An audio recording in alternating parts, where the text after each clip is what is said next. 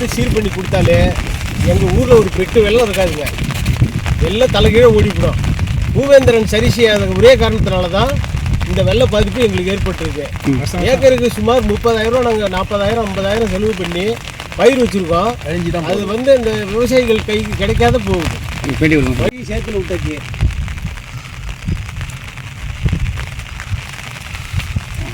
நீங்களே பார்த்துருப்போம். நம்ம இறங்கும் போது எவ்வளோ ஆகும்? இதுவே வந்து 1.5 அடி இருக்கும். அவ்வளோதான். நம்ம இறங்கும் போது 3 அடி இருந்தது. அதெல்லாம் எப்போ வடிகிறது ஆனால் ஏரியாவே ஃபுல்லாக இருக்குது.